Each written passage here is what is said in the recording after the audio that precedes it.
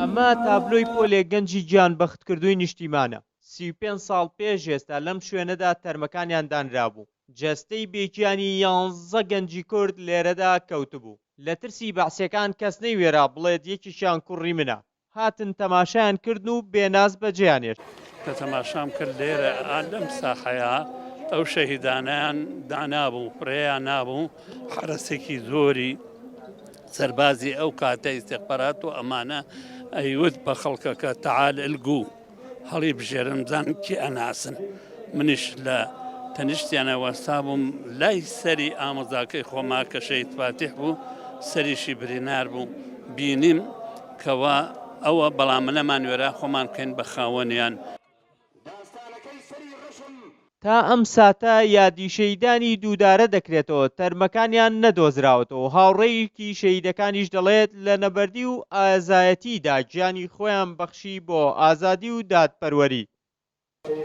ئێمە لە ڕاستیە لە شەوی 24 لەسەر 25 حوتی هێشتا و حەوت بەرنمەیەکی تۆکمەدانرابوو بۆ کۆنتترۆلکردنی هەموو ڕەبایەکان و معسکەری دوودارەی ئەو سەردەما.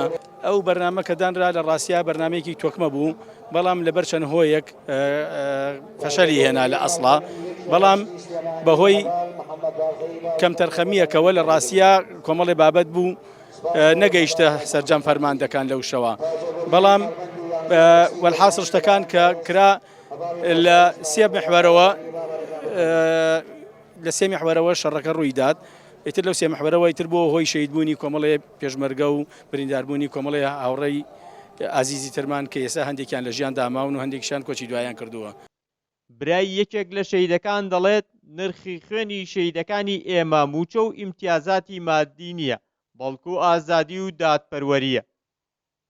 هەزارا شەیدی وان بیرەکە بێتەوەوانە هەزار شتیگە کە بۆە وانە بواە بەڕاستی شتی باشتر بواە، شتێ وایە پایامەکەی گەورەتر بێ، یعنی شەیدەوەی پێ خۆشە.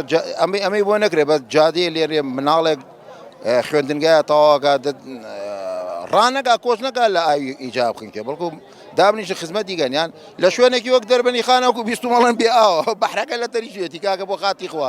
ئەمە مەگەن ئەوەم کەم پیرۆسرە. بەمۆ و زمناکۆ و زەردە سەدان چیرۆکی لەم جۆرەی لەخۆ گرتووە، بەڵام دوای 30 ساڵ حکومڕانی کوردی و بەخشینی گیانی هەزاران کەس، هێشتا وڵاتیانی کوردستان داوای ئازادی و دادپەروەری دەکەن. ڕێبین محەممەد شارپرێز دەربەنی خان.